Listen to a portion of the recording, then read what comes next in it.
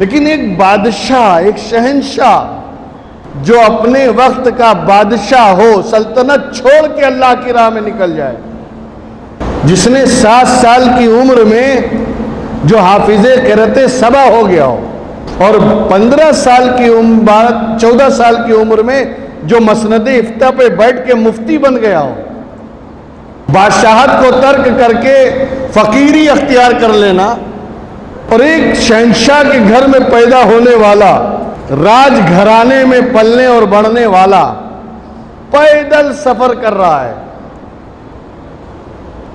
लेकिन जब अपनी वालिदा से इजाजत मांगी हजरत मखदूम ने कि मैं अल्लाह की राह में निकलना चाहता हूं, तो जानते हैं वालिदा ने क्या जवाब दिया? इसलिए मखदूम साहब ने तनहा सफर करने का इरादा किया और अकेले निकल पड़े, और पैदल चलते हुए हिंदुस्तान की धरती पर बंगाल तशरीफ़ लाए। और बंगाल में हज़रत सैयदना शेख अलाउल हक पंडवी रहमतुल्लाह ताला अलैह के दस्ते हक परस्त पर आकर आपने बैत की। पैदल चलते हुए हज़रत मखदूम साहब जब पहुँचे, रास्ते से गुजर हुआ बिहार से, तो उस वक्त वहाँ एक बहुत बड़ी शख्सियत हज़रत शेख सैयदना शेख याहिया मनियरी रहमतुल्लाह अलैह, जिनको मखदूम बिहार कहा जाता है, उनका विसाल हो रहा था। और विसाल से पहले उन्होंने वसीयत की कि सुनो, मैं तो जा रहा हूँ, लेकिन मेरे जाने के बाद एक मेहमान आने वाला है जिसका नाम अशरफ होगा, और जो ईरान से चलकर हिंदुस्तान आ रहा है पीर की तलाश में। मेरा जब इंतकाल हो, मुझे नहला धुलाकर जनाजे में रख देना, और मेरी नमाज जनाजा वही सैयद साहब पढ़ाएंगे। आज भी किछौचा शरीफ की सरजमीन पर हजरत मखदूम अशरफ जहांगीर का आस्ताना, लाखों लोग आज भी फैजियाब हो रहे हैं। मैं जब ये सब पढ़ता हूँ ना, तो मुझे बड़ा स्टेमिना मजबूत होता है मेरा, कि लोगों ने ऐसों को नहीं छोड़ा है, तो हम जैसों को या आप जैसों को क्या छोड़ेंगे। ऐसे बुजुर्गों और वलियों को लोगों ने, यानी मतलब उनके साथ मजाक किया और उनको जलील करने की कोशिश की है। तो हर दौर में ऐसे शैतान मौजूद हैं, हर दौर में ऐसे लोग मौजूद हैं,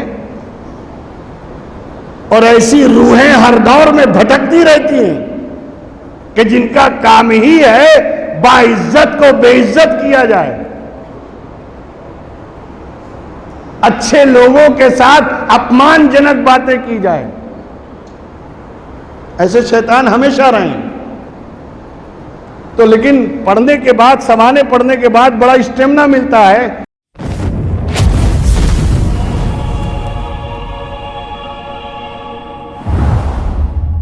इसी कुरान की आयत को सामने रखते हुए हम मखदूम अशरफ समदानी की ज़िंदगी का अगर मुतालिया करें, तो ईरान से पैदल चलकर हिंदुस्तान की तरफ हिजरत करने वाले, और मकसद न तिजारत है, न धंधा व व्यापार है, न कोई दुनियावी हिर्स व हवस है, बल्कि मकसद है दीन की खिदमत, पीर व मुर्शिद की तलाश, राहे तरीकत के लिए गाइड तलाश करना, और वो राहे तरीकत के लिए, पीरी मुरीदी के लिए अपने पीर की तलाश में निकलना, ताकि उसके जरिए हम दीन के खादिम बन सकें और दीन की खिदमत कर सकें। पीर की तलाश में निकले हज़रत मखदूम अशरफ जहांगीर समदानी समनान से, और रास्ता वही अपनाया, पैदल चलने वाला। जैसा कि पहले ये रिवाज था पैदल चलने का, लेकिन एक बादशाह, एक शहंशाह जो अपने वक्त का बादशाह हो, सल्तनत छोड़ के अल्लाह की राह में निकल जाए, 7 साल की उम्र में जिसने क़िराते सबा हिफ्ज कर लिया हो, जिसने 7 साल की उम्र में जो हाफिज़े क़िराते सबा हो गया हो, और 15 साल की उम्र, 14 साल की उम्र में जो मसनद इफ्ता पे बैठ के मुफ्ती बन गया हो, इनके वालिदे गिरामी की जगह जब उनका विसाल हो गया तो 15 साल की उम्र में जिसे तख्त शाही पे बिठा दिया गया और जो अपनी सल्तनत का बादशाह है और सल्तनत छोड़ के अल्लाह की राह में निकल जाना कितनी बड़ी हिजरत है। बादशाहत को तर्क करके फकीरी अख्तियार कर लेना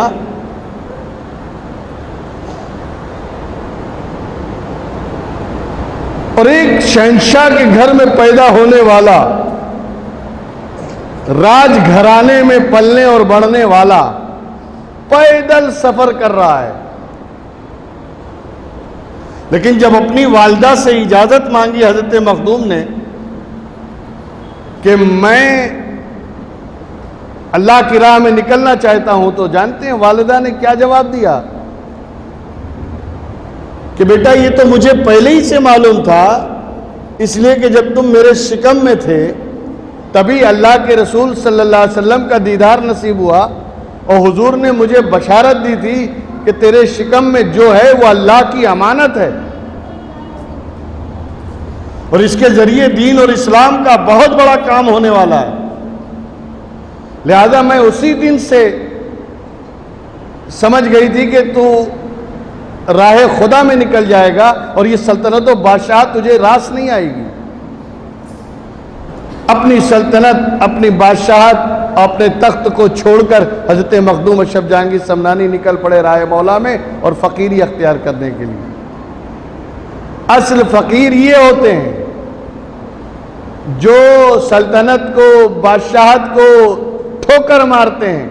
ये बनावटी फकीर नहीं, झोला छाप फकीर जो जुबानी तौर पर तो कहते हैं कि हम तो फकीर आदमी हैं, जब चाहेंगे झोला उठा के चल देंगे। ये जुबानी फकीर हैं। ये तो सत्ता से चपकने वाले लोग हैं। कुर्सी को छोड़ देना, सत्ता को छोड़ देना, बादशाहत को लात मारना, ये फकीरी है। और आज गंगा उल्टी बह रही, लोग सत्ता पे चपक के फकीर बन रहे हैं, बादशाहत पे कब्जा जमा के फकीर बन रहे हैं। अपने तख्त और कुर्सी लाशों के अंबार पे रख के उसके बावजूद सल्तनत और सत्ता छोड़ने को तैयार नहीं। खून की नदियां बहाने को तैयार हैं, मगर सत्ता के चाटुकार सत्ता छोड़ने को तैयार नहीं है। असल फकीरी ये है मखदूम अशरफ जहांगीर समनानी कि वो निकले तो सल्तनत को लात मार दी, बादशाहत को छोड़ दिया और अपनी राजपाट को छोड़कर राह मौला में निकल पड़े फकीरी के लिए। और पैदल चलते हुए, लेकिन मां ने कहा बेटा हम लोग राजघराने के लोग हैं और तुम निकल रहे हो राह मौला में, लेकिन एक काम करो कि जब तुम यहां से निकलो तो लश्कर और सिपाह लेकर निकलो, फौज के साथ निकलो, ताकि मैं अपने दिल को ये तसल्ली दूं कि मेरा बेटा जंग लड़ने गया है और इंशाअल्लाह फतेह करके वापस आएगा, मेरी तसल्ली के लिए। हजरत मखदूम अशरफ जहांगीर समनानी ने माँ की बात को सराखों पे रखते हुए पूरी फौज के साथ वहां से निकले, लेकिन जैसे ही शहर के बाहर, मुल्क के बाहर होने लगे, आपने फौज वालों को वापस कर दिया, अब तुम जा सकते हो। उसके बाद भी कुछ लोग हजरत के साथ लगे रहे कि नहीं हम आपके साथ ही चलेंगे, लेकिन एक एक करके हजरत सबको छोड़ते रहे। आखिर में एक शख्स बचा था जो हजरत का साथ ही नहीं छोड़ रहा था। उसने कहा मैं आपके साथ खिदमत में रहूंगा, खादिम बन के रहूंगा, मुझे लेके चलिए। एक जगह हजरत कयाम किया हजरत ने मस्जिद में, और सुबह की नमाज में उठना था, हजरत तहज्जुदी में उठे और उसे सोता हुआ छोड़कर अकेले निकल पड़े। इसलिए कि यहां भी सबक है, वली के एक एक कदम में, अल्लाह वालों की एक एक बात में बहुत बड़ा सबक होता है। मखदूम साहब तन्हा होना चाहते थे और उन्होंने तन्हा होने का मन इसलिए बनाया कि वो अपनी जिंदगी से ये सबक देना चाहते थे कि अगर तुम चाहते हो कि अल्लाह का साथ तुम्हें नसीब हो तो उसके लिए तन्हाई जरूरी है। इसलिए कि जब तक तुम तन्हा, अकेले, बेयारो मददगार नहीं होगे, वहां तक अल्लाह की हिमायत, अल्लाह की नुसरत और अल्लाह का साथ नसीब नहीं होगा।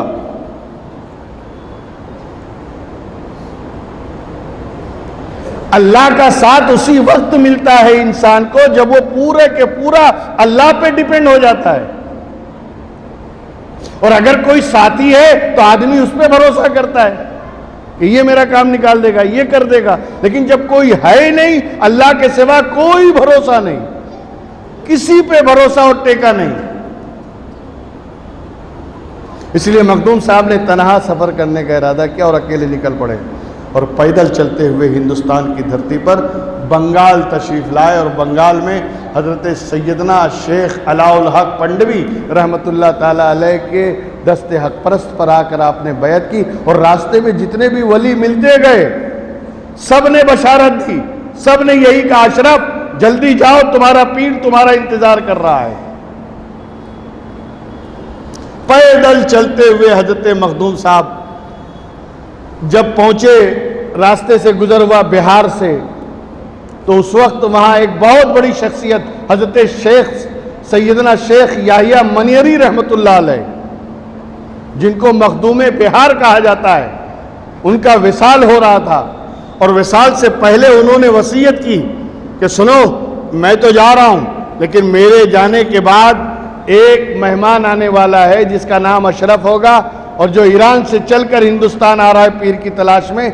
मेरा जब इंतकाल हो, मुझे नहला धुलाकर जनाजे में रख कर रख देना, और मेरी नमाज जनाजा वही सैयद साहब पढ़ाएंगे। और दूसरी दो वसीयत हजरत ने की, एक तो ये कि मेरी नमाज जनाजा वही मुसाफिर पढ़ाएगा, और दूसरी वसीयत ये थी कि मेरे पास दो अमानतें हैं।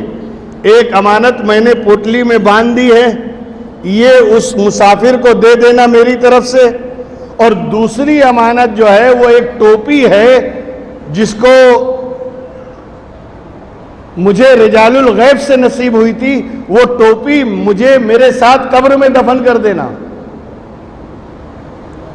तीन वसीयत हुई, पहली नमाज जनाजा, दूसरी ये जो मैं बांध के जा रहा हूं ये पोटली उस मुसाफिर को दे देना, ये उसकी अमानत है, और तीसरी ये टोपी जो है रिजालुल गैब ने मुझे अता की है, ये मेरी कब्र में रख देना। अब जैसे ही जनाजा तैयार करके लोग नमाज के लिए जमा हुए, अब इंतजार हो रहा है किसी मुसाफिर का, और सबकी राहें लगी हुई हैं, सबकी आंखें उसी राह पर लगी हुई हैं जिधर से वो मुसाफिर आने वाला है। थोड़ी देर बाद देखते हैं कि एक ईरानी लिबास पहने हुए मस्ती में झूमता हुआ तने तनहा चला आ रहा है। चेहरा इतना नूरानी है कि देखने से ही पता चलता है कि खुशबू बता रही है कि जन्नत का फूल है, और चेहरा बता रहा है कि आले रसूल है। जैसे ही मखदूम साहब करीब आए, लोग आगे बढ़े, और आगे बढ़ने के बाद उन्होंने पूछा, आपका नाम अशरफ है? कहा मेरा नाम अशरफ है। आप ईरान से आ रहे हैं? हाँ, हजरत ने वसीयत की थी आप नमाज जनाजा पढ़ाएं। अब मखदूम साहब ने नमाज जनाजा अदा की, तजहीज़ और तदफीन हुई, दफन विधि हुई। लेकिन जो खलीफा लोग थे, हजरत मखदूम बिहार के जो खलीफा थे, उन्होंने सोचा यार ये क्या बात हुई, जिंदगी भर खिदमत हम करें और ये आए नमाज जनाजा पढ़ा के हजरत का सारा माल लेके ये चले जाएं, जो भी रूहानी तौर पर हजरत ने दिया है पोटली में बांध के। तो सब ने आपस में मशवरा किया कि कोई कुछ बोलेगा नहीं और ना देना भी नहीं है, ये नमाज जनाजा पढ़ाएंगे फिर चले जाएं। लेकिन वो ये नहीं जानते थे कि जिस वली ने, जिस मखदूम ने जिसकी बशारत दी है, वो भी तो किसी मर्तबे वाला होगा।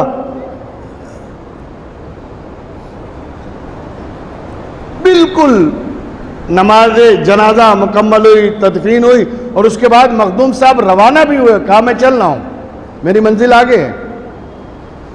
अभी मखदूम साहब ने कुछ कहा नहीं, देख रहे थे कि देते हैं कि नहीं। चंद कदम आगे चले, फिर हजरत मखदूम रुक के आपने पलट के कहा मेरी अमानत लाओ। कहा हजरत कौन सी अमानत? कहा हजरत ने मुझे कुछ देने को कहा था।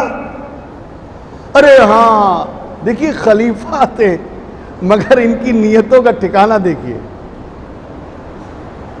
इससे पता चलता है कि आदमी के अंदर नफसानियत किस कदर होती है। खैर, उन्होंने कहा हजरत ये अमानत आपके लिए थी, आप ले लीजिए। अब ले लिया हजरत ने और लेकर रवाना हुए। इधर रवाना हुए और उधर हजरत शेख याह्या मनीरी को जो दफन किया गया था, हजरत का हाथ कब्र से बाहर आ गया। अब कब्र से बाहर हाथ आया, जितने खलीफा सब परेशान, कि समझ ही नहीं पा रहे थे कि हजरत बोल क्या रहे,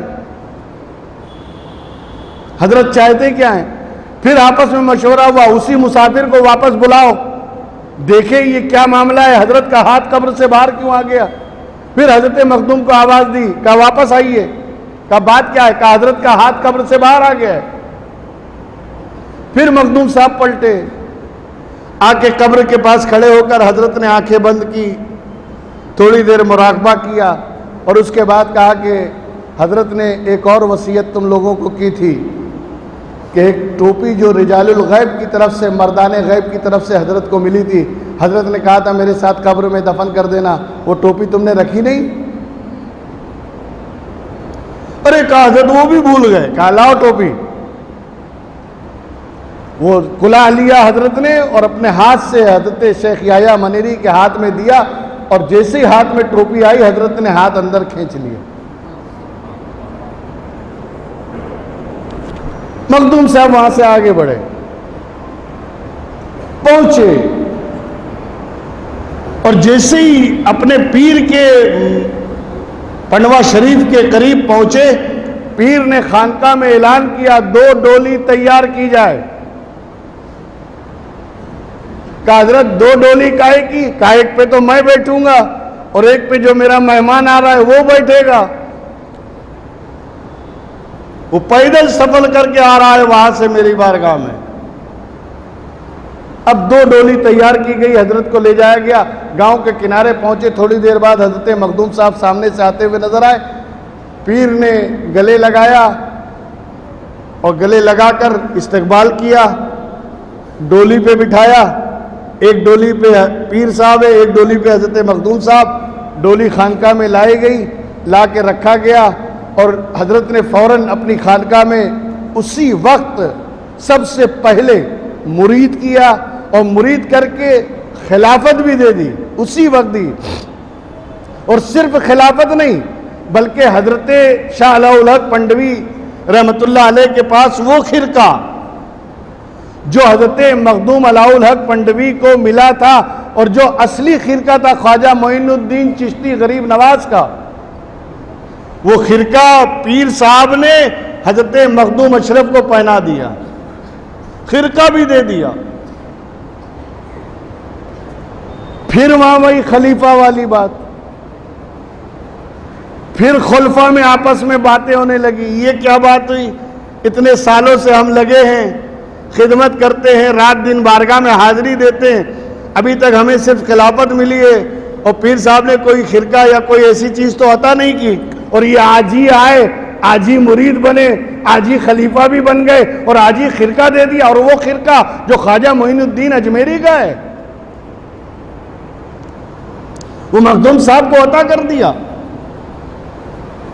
अब खिरका पहन के हजरत बाहर आए, बैठे हुए थे। पीर साहब ने कहा मैं नमाज ज़ोहर अदा करूंगा और नमाज ज़ोहर अदा करने के बाद अपने मामूलात के मुताबिक मैं आराम करूंगा और फिर असर में मुलाकात होगी। मखदूम साहब बाहर बैठे थे और भी खुलफा लोग बैठे हुए थे, लेकिन अंदर से तो वही था कि यार ये तो खिरके ही मार दिया इन्होंने। आते साथ ही पीर साहब का खिरका ले लिया और वो भी ख्वाजा साहब वाला खिरका, पीर का भी नहीं, पीर को जो उनके पीर से मिला था, उनको पीर को उनके पीर से मिला था। इस तरह छठे नंबर पे ख्वाजा मोइनुद्दीन का खिरका हजरत मखदूम अशरफ जहांगीर समनानी को मिल गया। छठे खलीफा हैं ख्वाजा मोइनुद्दीन चिश्ती गरीब नवाज के, छठे खलीफा हैं हजरत मखदूम अशरफ जहांगीर समनानी, छठे खलीफा। बैठे हुए थे, इतने में एक फकीर आया। मैं बताना चाहता हूं पीरी मुरीदी का मतलब भी मखदूम साहब ने बताया है कि पीर किसे कहते हैं और मुरीद किसे कहते हैं। एक फकीर आया और आने के बाद कहता है अल्लाह के नाम पे कुछ दे दे बाबा। हजरत मखदूम साहब ने फरमाया कि भाई मैं मुसाफिर हूं, मेरे पास तो कुछ है नहीं, वरना मैं आपको जरूर देता। कहा नहीं, तुझी से लेना है। कहा लेकिन बाबा मेरे, और वो भी इन्होंने कद्र नहीं की, एक फकीर को दे दिया। बड़ी आपस में चेमी गोइयां, बड़ी बातें बनाने लगे लोग। का बस पीर साहब उठे इतनी देर है और उनसे शिकायत की जाएगी कि आपने ऐसे आदमी को दिया जिसको कोई कदर ही नहीं। अरे खिरका पीर का दिया हुआ, ख्वाजा साहब का खिरका, ये फकीरों को देने के लायक है। अब सब इंतजार में, जैसे ही हजरत ने दरवाजा खोला सारे खलीफा जमा हो। कहा हजरत आज आपने एक बेकदरे आदमी को अपना खिरका अता कर दिया। क्या हुआ?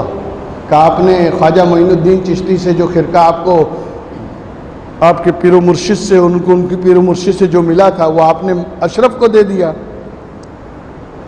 एक फकीर आया मांगने और उसने कहा कि ये खिरका दे दे, उसने उतार के खिरके ही दे दिया। लेकिन बड़ों की बातें भी बड़ी होती हैं। पीर साहब ने कहा कि अशरफ ही से पूछो कि उसने ऐसा क्यों किया। पहले जाओ पूछो उसने ऐसा क्यों किया। अब सारे खलीफा आए, कहा भाई तुमको पीर का खिरका मिला था और तुमने उस खिरके को फकीर को दे दिया। मखदूम साहब का जवाब सुनिए। कहा मैं तख्तो ताज, सल्तनतो बादशाहत और ईरान से पैदल चल कर आया हूं, सब छोड़कर पीर के लिए आया हूं, खिरके के लिए नहीं आया हूं। मुझे तो पीर की जात चाहिए, पीर का खिरका नहीं चाहिए।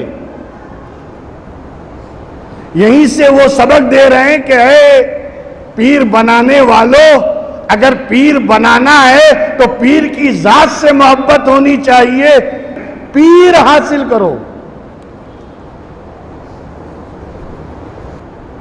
तो मखदूम साहब ने कहा मैं चल कर आ रहा हूं, पीर के लिए आया हूं, मैं खिरके के लिए नहीं आया। अब उसके बाद जब ये जवाब मिला तो वो लोग पलट कर वापस आए। कहा हजरत वो तो ऐसा बोल रहे हैं कि मैं तो पीर के लिए आया हूं, खिरके के लिए थोड़ी आया हूं। कहा अशरफ बिल्कुल सच कह रहा है और तुम्हें भी उससे सबक लेना चाहिए कि दिलों में पीर की अजमत होनी चाहिए, पीर की चाहत होनी चाहिए, ना कि निस्बतों की। निस्बतों की ताजीम करो, एहतराम करो, मगर चाहत तो पीर की होनी चाहिए। और फिर पीर साहब ने राज खोला। कहा मैंने तुम्हें आज तक खिरका नहीं दिया, वजह जानते हो? कहा नहीं। और अशरफ को क्यों दिया, वजह बताऊं? जो तुम आपस में बातें कर रहे हो ना कि हम इतने साल से खिदमत कर रहे हैं, हमें नहीं मिला और ये आ जाए और आज ही सब मिल गया। मैंने अशरफ को इसलिए दिया कि अशरफ के पास जो निगाह है वो निगाह तुम्हारे पास नहीं है। कहा क्यों? कहा इसलिए कि वो खिरका अशरफ ने किसी फकीर को नहीं दिया, मुझे ही लौटाया है।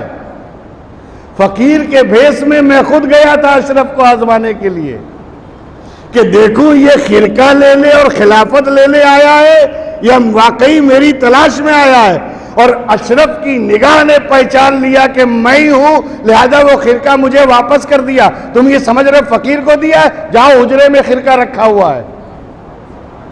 तो जो मुरीद होने के बाद और खिलाफत हासिल करने के बाद जिसकी बालिग नजरी का ये आलम हो और इतना ज्यादा देखने वाला और इतना ज्यादा उसकी दूरंदेशी हो और इतनी उसकी निगाह में वो करामतों बुजुर्गी का इजहार हो, तो भला बाद में जब पीर ने संवारा होगा, जब पीर ने निखारा होगा, जब पीर ने उंगली पकड़ के आगे गाइड किया होगा, तो फिर हजरत मखदूम समनानी के मर्तबे और मकाम का आलम क्या होगा? यही तो बात है। निकले थे खादिम बनकर, लेकिन पीर की सोबत ने मखदूम बना दिया। हजरत मखदूम सुल्तान सईद अशरफ जहांगीर समनानी कुद्दस सिर्रहुल नूरानी 12 बरस तक अपने पीर की खिदमत में रहे, 12 साल तक पीर की खिदमत में हाजिर रहे और हजरत की रहनुमाई में, हजरत की छत्र छाया में सारी मंजिलें तय करते चले गए। एक दिन बैठे हुए सुबह की नमाज के बाद वजीफे में थे, अचानक गैब से आवाज आती है, गौसुल आलम। गैबी खिताब हुआ, गौसुल आलम। मखदूम साहब ने उस आवाज को सुना कि कोई मुझे गौसुल आलम कह के पुकार रहा है, लेकिन किसी से जिक्र नहीं किया। लेकिन सुबह की नमाज के बाद जब मुसाफा करने खड़े हुए तो सभी मुबारकबाद दे रहे हैं, गौसुल आलम का लक़ब मुबारक हो, गौसुल आलम का लक़ब मुबारक हो। ये गैबी खिताब नसीब किया जाता है, मुरीद नहीं देते। अब तो पीर साहब को खिताब मुरीद लोग देते हैं, अब तो पीरों को खिताब मुरीदीन अता करते हैं, ये फला हैं, ये ऐसे हैं, ये वैसे। लेकिन जो हकीकी खिताब मिलता था वो अल्लाह की तरफ से। गौसुल आजम को, गौसुल आजम का जो खिताब मिला है वो आसमानी है। इसी तरह हजरत मखदूम साहब को गौसुल आलम का जो खिताब मिला है वो गैबी और आसमानी है। आज भी किचौचा शरीफ की सरजमीन पर हजरत मखदूम अशरफ जहांगीर का आस्ताना, लाखों लोग आज भी फैजियाब हो रहे हैं।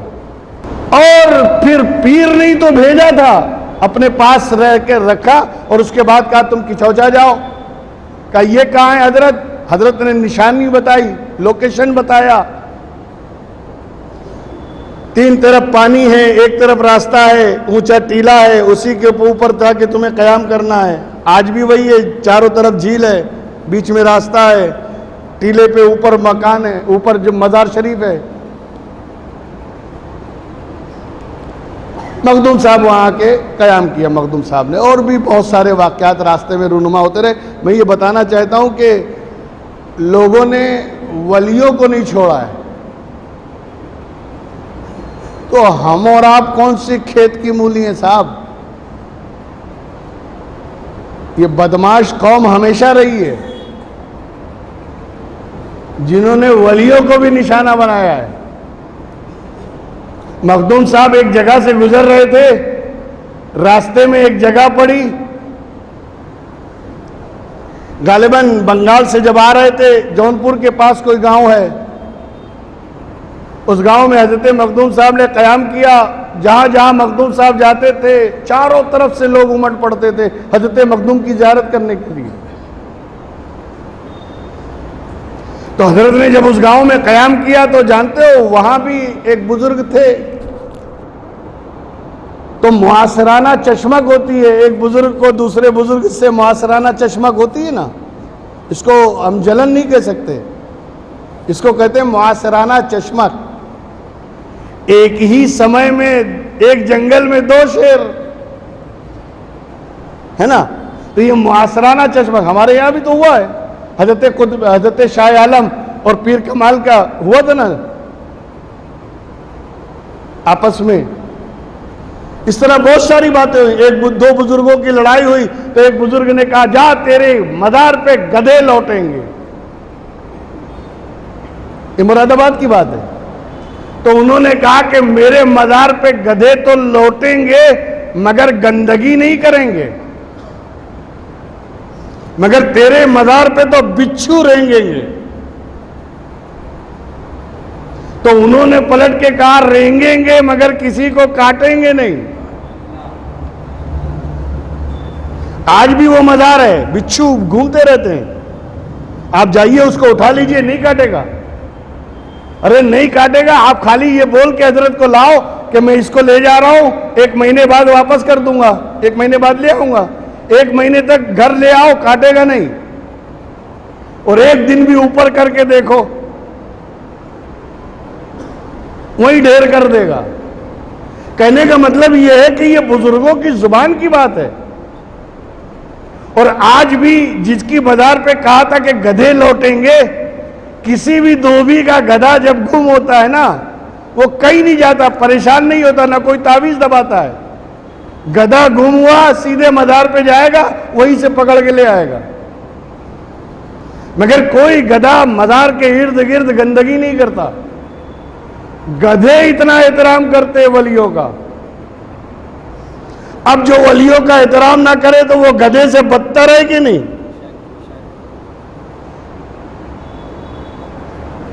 तो हजरत मखदूम साहब तो ऐसे मुआसराना चश्मा, मखदूम साहब जब वहां पहुंचे, मस्जिद ही में कयाम करते थे मखदूम साहब। और हजरत मखदूम जो घोड़ा लेके चलते थे, जो घोड़े की सवारी फरमाते थे हजरत मखदूम साहब, उसे जहां मस्जिद में कयाम करते थे तो मस्जिद के अंदर ही बांध देते थे। मस्जिद के अंदर ही उस घोड़े को बांध दिया करते थे। अब इस पर भी एतराज होने लगा, अरे यार जानवर मस्जिद में बांध रहे हैं। अब ये सवाल करने के लिए कुछ उलमा तशरीफ लाए कि आप हजरत ये मस्जिद है, अस्तबल नहीं है, आप ये जो जानवर बांध रहे हैं ना, इसको बाहर बांधिए। अभी आके वो उलमा बैठे थे, लेकिन मखदूम साहब का जो जलाल था, उसके सामने बोलने की हिम्मत किसकी हो।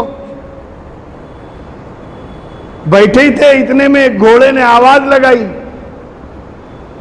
तो हजरत मखदूम ने खादिम से कहा, देखो वो फला घोड़ा जो है उसे पेशाब करने की हाजत है, बाहर ले जाओ। वो पेशाब करना चाहता है। फिर किसी जानवर ने आवाज लगाई, मखदूम सर ने कहा उसको भी बाहर ले जाओ, उसे लीद करना है। अब उसके बाद पूछा कि आप लोग कैसे आना हुआ? कहा हजरत कुछ नहीं, हम तो ऐसे ही मिलने चले आए थे। कहा नहीं, मिलने नहीं आए थे, आप सवाल करने आए थे कि जानवर अंदर बांध के क्यों रखा है। हमारे जानवर नापाकी नहीं करते, उनको जो भी गंदगी नापाकी करना हो तो मस्जिद के बाहर जाके करते हैं। और चूंकि हम मुसाफिर हैं, इसलिए हमने अंदर बांध लिया है कि कोई चोरी ना कर ले, वरना सही मानों में तो बाहर ही रखना चाहिए। मखदूम साहब मस्जिद में क़याम करते थे और हर नमाज के बाद बयान होता था, और बयान में बहुत मजमा पूरा, और खुद मखदूम साहब के साथ बंगाल से 200 से 250 कलंदर साथ चलते थे। और हर मस्जिद में मखदूम साहब उनको रोकते थे साथ में और खिताब करते थे, उनको दीन की बातें, तरीक़त की बातें, शरीयत की बातें तालीम देते थे। यानी गोया साथ साथ रहते भी थे और सीखते भी थे। हजरत मखदूम साहब बयान कर रहे थे कि अचानक एक दूसरे पीर साहब उस गांव में थे। उन्होंने कहा कि यार ये अशरफ जब से आए, जब से मार्केट इन्हीं का हो गया, पब्लिक इन्हीं की तरफ भाग रही है, मैं इनकी विलायत का भांडा फड़वा दूंगा। कहा कैसे?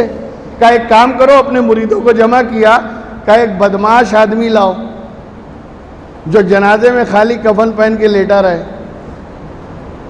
और तुम लेके जाओ और जो पीर साहब आए उनसे कहना कि नमाज जनाजा पढ़ाओ।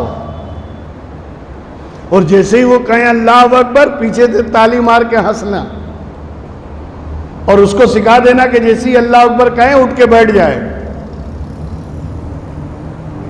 सबको मालूम पड़ जाएगा कितने बड़े वली हैं। अब उसके बाद वो लोगों ने ऐसे ही किया, एक मसखरा पकड़ लिया और उसको लिटा लिया जनाजे में और ले जाके वहां रखा, और अंदर मखदूम साहब कलंदरों के बीच बैठ के तकरीर फरमा रहे हैं, बयान जारी था। रोते धोते अंदर आए, कहा हुजूर नमाज जनाजा पढ़ा दीजिए। तो हज़रत मखदूम साहब ने कलंदर से कहा जाओ तुम पढ़ा दो। अरे हजरत आपके होते हुए कोई दूसरा पढ़ाए, आप चलिए। मखदूम साहब ने कहा मैं जो बोल रहा हूं उनको ले जाओ, वो पढ़ा देंगे, मैं बयान कर रहा हूं। कहा हुजूर आप ही पढ़ाएं। बड़ा जिद किया तो मखदूम साहब ने कहा चलो। अब पहुंचे, और जैसे ही पहुंचे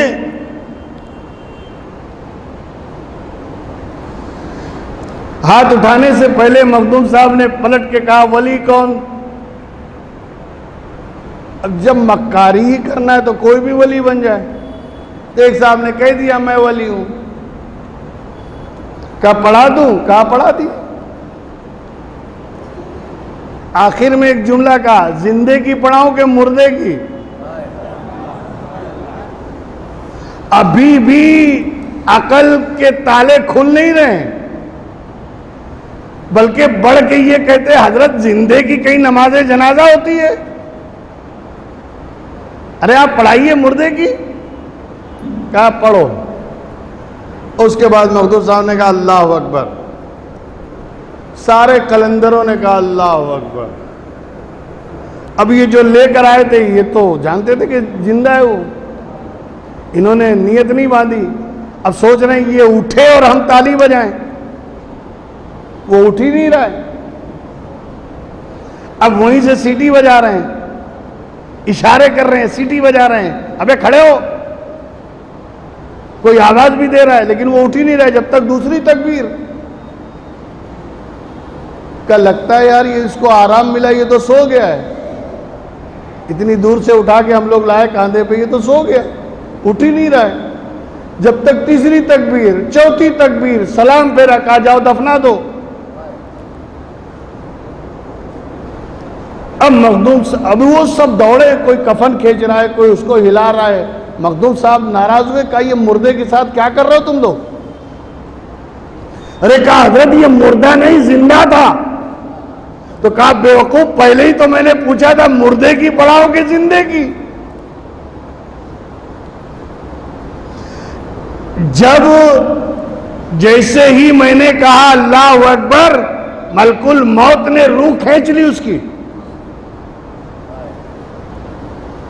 और सुनो, जिसने तुम्हें भेजा है ना, अब मखदूम साहब का जलाल, जिसने तुम्हें भेजा है उसे जाके बता देना कि आज के बाद इस गांव में कोई जवान बचने वाला नहीं है। इस गांव में कोई जवान ही नहीं होगा, जवानी से पहले मर जाएगा। ये मेरा श्राप है। लोगों ने गांव खाली कर दिया जनाब। आज तक वो गांव बंजर हो गया लेकिन कोई बसे नहीं, इसलिए कि जवानी से पहले ही लोग चले जाते थे। इतने सारे इम्तिहानात से गुजरते हुए मैं जब ये सब पढ़ता हूं ना तो मुझे बड़ा स्टेमिना मजबूत होता है मेरा, कि लोगों ने ऐसे ऐसों को नहीं छोड़ा है तो हम जैसों को या आप जैसों को क्या छोड़ेंगे। ऐसे ऐसे बुजुर्गों और वलियों को लोगों ने यानी मतलब उनके साथ मजाक किया और उनको जलील करने की कोशिश की है। तो हर दौर में ऐसे शैतान मौजूद हैं, हर दौर में ऐसे लोग मौजूद हैं और ऐसी रूहें हर दौर में भटकती रहती हैं कि जिनका काम ही है बाइज्जत को बेइज्जत किया जाए, अच्छे लोगों के साथ अपमानजनक बातें की जाए। ऐसे शैतान हमेशा रहे। तो लेकिन पढ़ने के बाद, समाने पढ़ने के बाद बड़ा स्टेमिना मिलता है कि आदमी अपनी लाइन पर साबित कदम रहे। और रहा सवाल शयातीन का, तो हर दौर में शैतान रहे। बुजुर्गों और वलियों को परेशान किया गया, उनको माज़अल्लाह तजलील और तहकीर करने की कोशिशें की गई। ये वो ज़ात गिरामी हज़रत मखदूम सुल्तान सैयद अशरफ जहांगीर समनानी की, कि जिन्होंने सल्तनत छोड़ दिया, बादशाह छोड़ दिया और राह मौला में निकल पड़े। तो जानते उसका सिला क्या मिला?